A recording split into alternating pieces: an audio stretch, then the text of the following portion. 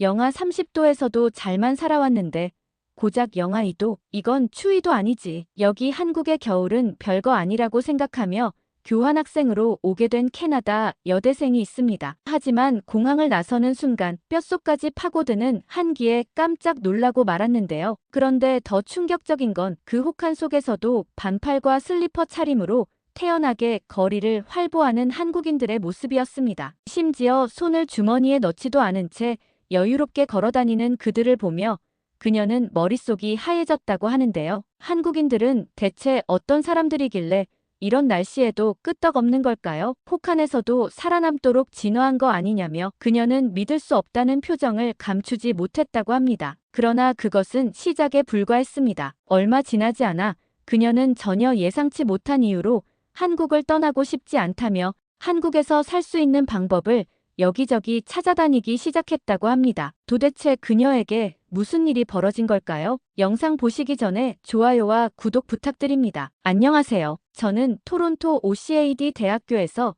패션 디자인을 전공하고 있는 올리비아입니다. 지금 생각해보면 한국의 겨울을 너무 얕봤더군요. 토론토에서 자랐다는 자부심으로 한국의 추위를 대수롭지 않게 여겼던 제가 부끄러워지는 순간들이었습니다. 처음 교환학생 프로그램 지원서를 작성할 때만 해도 한국은 그저 트렌드를 빠르게 따라가는 나라 정도로만 생각했어요. 유럽의 깊이 있는 패션 문화와는 다르다고 여겼죠. 토론토의 친구들도 한국은 패스트 패션의 나라 아니야?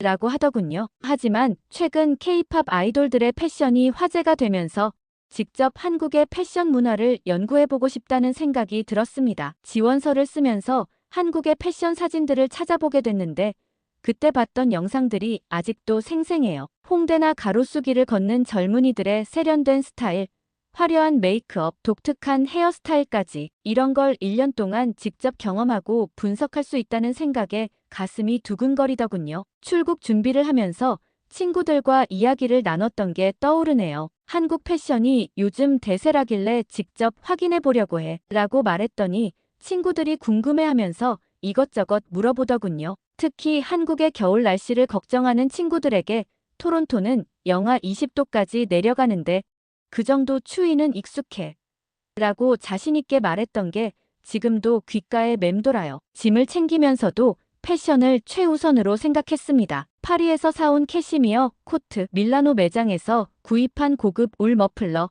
런던에서 구한 세련된 가죽 부츠까지 전부 유럽 브랜드의 제품들이었어요. 그때만 해도 이 정도면 충분하다고 생각했거든요. 한국의 겨울이 이렇게 혹독할 줄은 상상도 못했습니다. K-팝 음악을 들으며 비행기 티켓을 예매하던 날이 떠오르네요. SM, 하이브 같은 기획사 근처도 꼭 가봐야지 하면서 들뜬 마음으로 일정을 짜고 있었어요. 한국의 스트리트 패션을 직접 눈으로 보고 새로운 트렌드도 발견하고 나만의 컬렉션도 만들어보고 싶다는 생각에 잠도 제대로 못 이뤘죠. 출국하기 전날 마지막으로 날씨를 체크했는데 서울이 영하 2도라고 하더군요. 토론토에 비하면 따뜻한 편이라 안심했었어요. 하지만 이게 얼마나 큰 착각이었는지 지금 생각하면 쓴웃음이 나옵니다. 짐을 정리하면서 두꺼운 패딩은 일부러 놓고 갔어요. 그런 투박한 옷은 패셔너블 하지 않아 라고 생각했거든요. 대신 세련된 디자인의 얇은 코트들을 골라 담았습니다. 인스타그램에 올릴 멋진 사진들을 상상하면서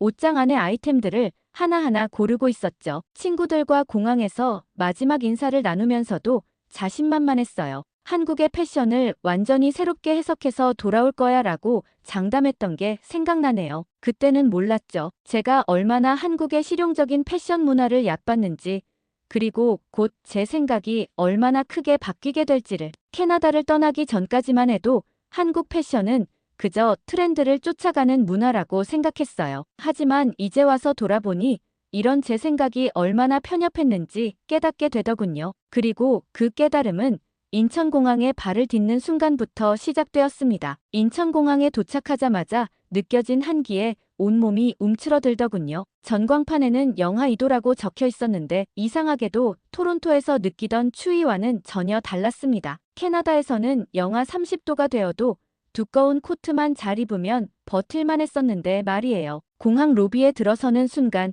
한국의 겨울바람이 얼마나 매서운지 온몸으로 느끼게 됐어요. 칼날 같은 바람이 코트 사이사이로 파고들어와 뼛속까지 시리더군요. 토론토의 추위는 차갑기만 했다면 한국의 추위는 마치 수천 개의 얼음 바늘이 온몸을 찌르는 것 같았습니다. 공항에서 가장 눈에 띄었던 건 한국 사람들의 패션이었어요. 거의 모든 사람들이 무릎까지 내려오는 검은색 롱패딩을 입고 있더군요. 처음에는 솔직히 좀 우스워 보였습니다. 캐나다에서는 운동선수나 나이 드신 분들 외에는 이런 스타일을 잘 안 입거든요. 그런데 공항에서 버스를 기다리면서 보니 마치 귀여운 펭귄 무리 같다는 생각이 들었어요. 하지만 저는 여전히 제 패션 철학을 고수하고 싶었습니다. 세련된 캐시미어, 코트와 디자이너 부츠로 충분하다고 생각했죠. 얼굴을 때리는 칼바람에도 의연하게 버티려 했어요. 버스에서 내려 숙소로 가는 길이 특히 힘들었습니다. 손가락이 꽁꽁 얼어붙어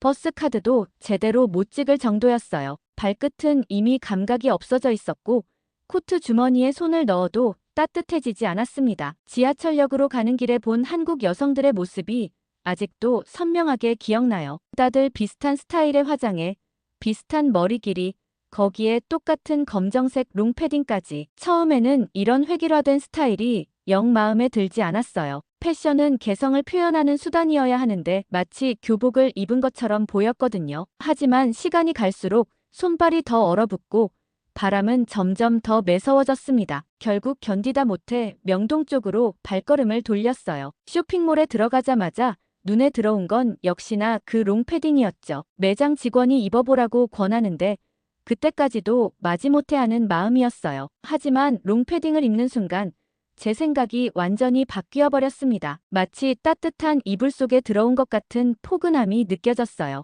거울을 보니 디자인도 생각보다 나쁘지 않더군요. 게다가 무게도 가벼워서 놀랐습니다. 프랑스에서 사온 고급 울 코트보다 훨씬 가볍고 따뜻했어요. 이 롱패딩을 입고 거리로 나섰을 때의 그 기분을 잊을 수가 없네요. 칼바람이 불어도 전혀 춥지 않았어요. 오히려 포근하고 따뜻해서 걷는 내내 미소가 지어졌습니다. 한국 사람들이 왜 이런 옷을 선택했는지 그제야 이해가 되더군요. 이제 보니 한국의 겨울 패션은 단순한 스타일의 문제가 아니었어요. 이건 실용성과 미적 감각이 완벽하게 조화를 이룬 결과물이었습니다. 거리를 걷다 보니 롱패딩을 입은 사람들이 마치 따뜻한 이불을 걸친 채 도시를 활보하는 것처럼 보이더군요. 매장에서 롱패딩을 고르면서 알게 된 건데요. 이 옷에는 정말 다양한 기능이 있더군요. 목까지 올라오는 하이넥 칼라는 머플러가 필요 없을 정도였고 깊숙한 주머니는 장갑 없이도 손을 따뜻하게 보호해줬어요. 심지어 가방을 매도 밀리지 않게 디자인된 어깨 라인까지. 사실 처음에는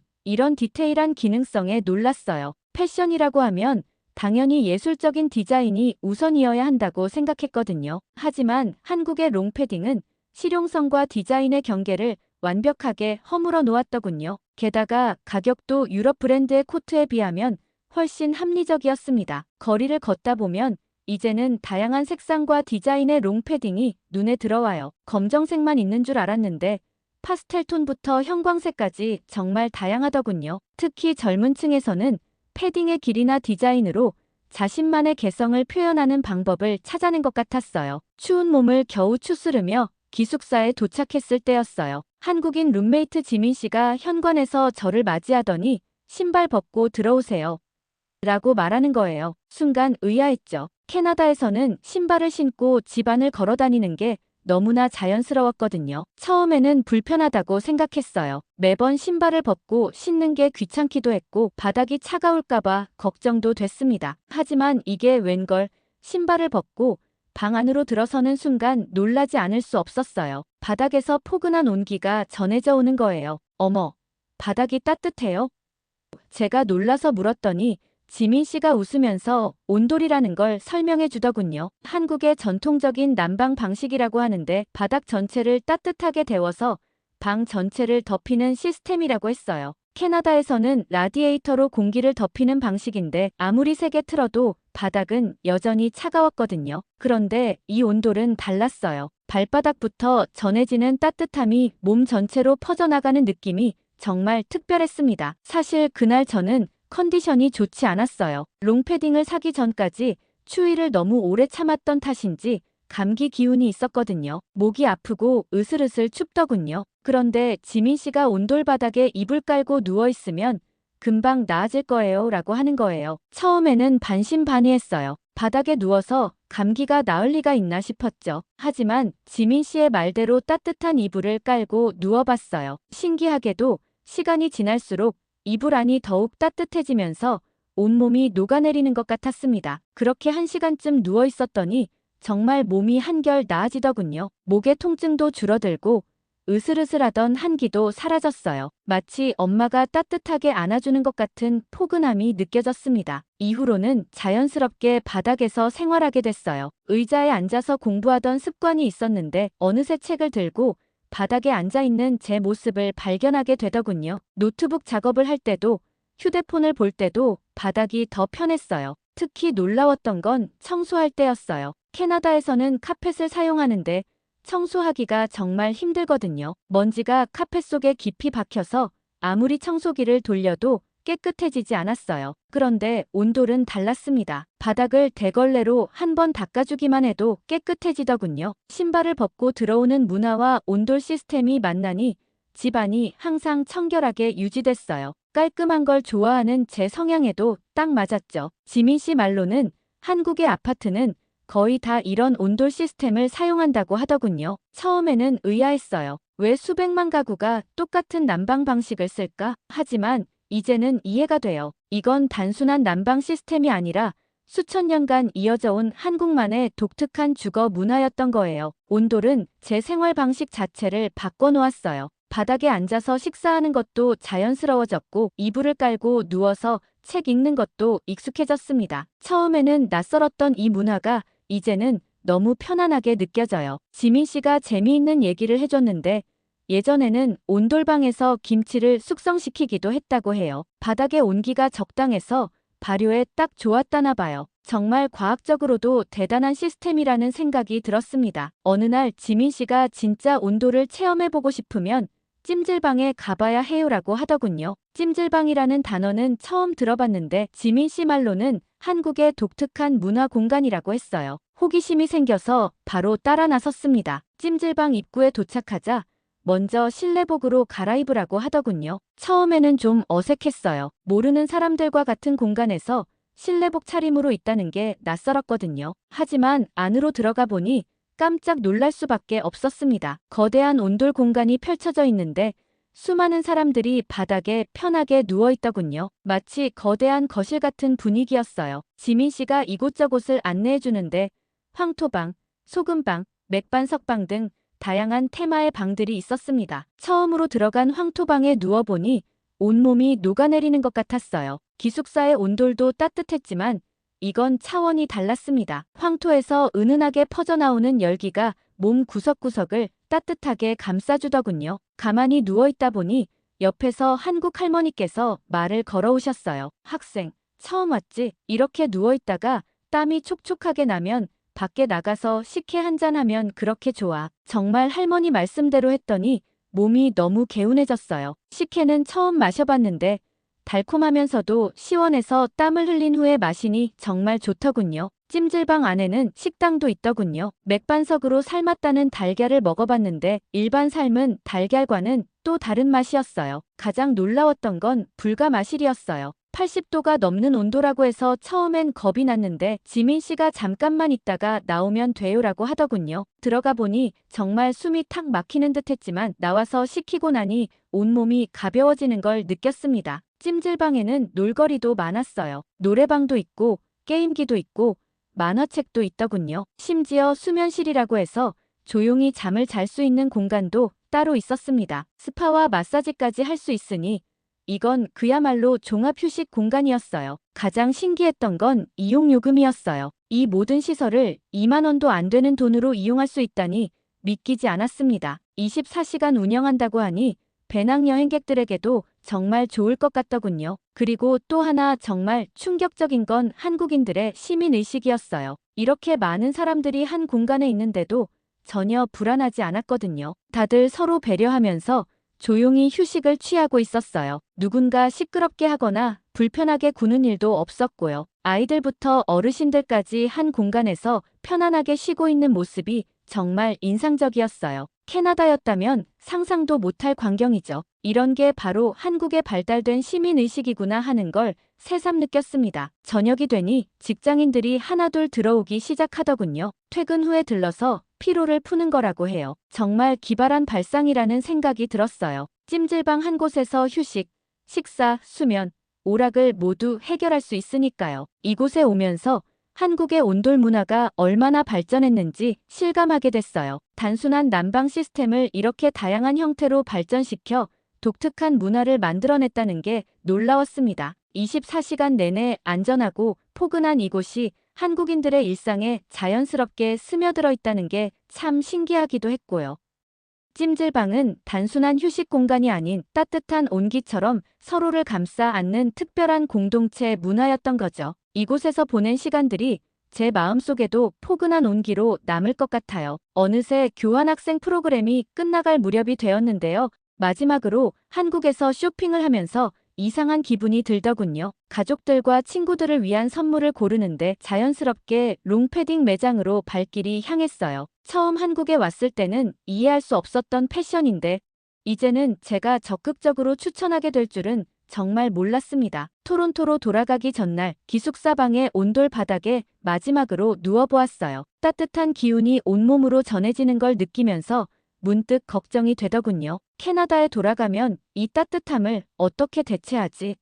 하는 생각이 들었거든요. 그리고 정말 그 걱정이 현실이 됐어요. 토론토에 집에 돌아와서 라디에이터를 틀었는데 뭔가 부족한 거예요. 따뜻한 공기는 나오는데 바닥은 여전히 차가웠어요. 한국에서는 신발을 벗자마자 느껴지던 그 포근한 온기가 너무나도 그리웠죠. 친구들은 제 고민을 이해하지 못했어요. 바닥이 차가우면 양말을 더 신으면 되잖아.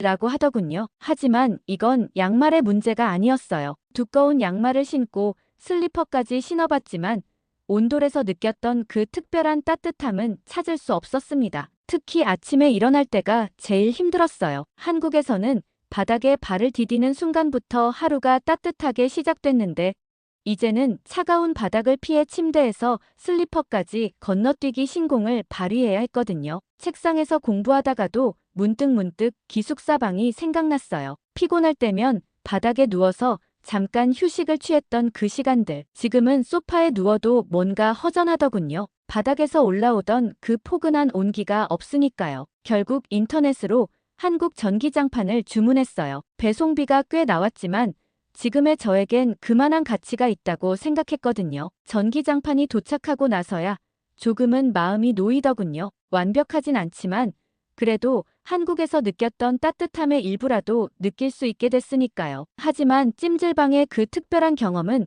아무리 노력해도 재현할 수가 없었어요. 황토방의 은은한 온기, 불가마의 강렬한 열기, 맥반석 달걀의 담백한 맛, 이런 건 직접 가보지 않으면 절대 느낄 수 없는 거더군요. 가끔 친구들과 모여 있으면 한국 이야기를 하게 돼요. 처음에는 다들 제가 왜 바닥 난방에 그렇게 집착하는지 이해하지 못했죠. 하지만 제가 가져온 롱패딩을 입어보고는 다들 이해하기 시작하더군요. 이거 정말 따뜻하다면서요. 이제는 아침마다 차가운 바닥을 밟을 때면 한국의 온돌이 떠올라요. 단순히 따뜻했던 것만이 아니에요. 그 바닥 위에서 룸메이트와 나눴던 이야기들, 함께 라면 먹던 시간들, 온돌은 그저 난방 시스템이 아니라 추억이 되어버렸어요. 집에 친구들이 놀러 오면 꼭 제 방의 전기장판을 체험해보라고 권하게 됩니다. 이게 한국 온돌의 맛이야라고 설명하면서요. 물론 진짜 온돌과는 비교할 수 없지만 그래도 한국의 따뜻함을 조금이나마 나눌 수 있어서 기분이 좋아요. 캐나다로 돌아간 지 1년, 결국 다시 한국행 비행기 표를 예매하고 말았어요. 이번에는 겨울이 아닌 초가을이었지만 비행기에 오르는 순간부터 마음이 설렘으로 가득했습니다. 창밖의 구름을 보면서 이제 곧 그 따뜻함을 다시 만나겠구나 하는 생각에 미소가 절로 지어지더군요. 인천공항에 도착하자마자 짐도 제대로 풀지 않고 찜질방으로 향했어요. 실내복으로 갈아입고 황토방에 들어서는 순간 그동안 그리워했던 그 포근한 온기가 온몸을 감싸 안아 주었습니다. 1년 동안 잊지 못했던 그 특별한 따뜻함이 고스란히 전해져 왔어요. 이번에는 조금 특별한 선택을 했어요. 한옥 게스트하우스를 예약한 거죠. 현대식 온돌도 좋지만 전통 온돌방을 직접 경험해보고 싶었거든요. 방 안으로 들어서자 은은한 나무 향기와 함께 전통 온돌의 따스함이 절 반겨주었어요. 마루에 앉아 바깥 정원을 바라보면서 많은 생각이 들더군요. 처음 한국에 왔을 때는 이해할 수 없었던 것들이 이제는 너무나 자연스럽게 느껴졌어요. 신발을 벗고 방에 들어가는 것, 바닥에 앉아서 책을 읽는 것, 이불을 펴고 온돌 바닥에서 잠드는 것까지. 한옥 주인장님께 온돌의 역사에 대해 여쭤봤더니 정말 흥미로운 이야기를 들려주시더군요. 옛날에는 부엌에서 밥을 지을 때 나오는 열기로 방을 데웠다고 해요. 그 지혜가 수천 년을 걸쳐 현대 첨단 기술과 만나 지금의 온돌이 되었다는 거예요. 저녁이 되면 마당에 설치된 평상에 이불을 깔고 누워 하늘을 바라보곤 했어요. 선선한 가을바람이 불어오면 자연스럽게 온돌방으로 들어가 따뜻하게 몸을 녹이는 이 생활이 너무나 편안하게 느껴졌습니다. 게스트하우스에서 만난 다른 외국인 여행자들과 이야기를 나누다 보면 저는 어느새 온돌 문화의 전도사가 되어 있더군요. 한국의 온돌은 단순한 난방이 아니에요. 이건 수천 년 동안 이어져 온 한국인들의 지혜이자 철학이에요라고 설명하고 있는 제 모습을 발견했어요. 한옥에서의 하루하루가 특별했어요. 아침에 일어나면 바로 앞 카페에서 아메리카노를 테이크아웃해 와서 마루에 앉아 마시는 게 일상이 되었죠. 전통과 현대가 이렇게 자연스럽게 어우러질 수 있다는 게 신기했어요. 이제는 확실해졌어요. 저는 언젠가 꼭 한국에서 살 거예요. 온돌방이 있는 한옥에서 사계절을 보내보는 게 제 새로운 꿈이 되었습니다. 여름에는 시원한 마루에서, 겨울에는 따뜻한 온돌방에서 지내는 삶을 상상하면 가슴이 설렙니다. 토론토에 있는 가족들에게 연락했어요. 이제 저에게는 두 개의 고향이 생겼어요. 자라난 캐나다와 제 마음을 따뜻하게 해준 한국. 부모님은 처음에는 이해하지 못하셨지만 제가 찍어보낸 한옥 사진들을 보시고는 점점 관심을 보이시더군요. 오늘의 사연 어떠셨나요? 오늘도 끝까지 함께 해주신 여러분께 진심으로 감사드리며 다음 영상도 재밌고 유익한 사연으로 돌아올 것을 약속드립니다. 여러분들의 구독과 좋아요, 알림 설정은 영상 제작에 큰 힘이 됩니다. 감동 모드였습니다.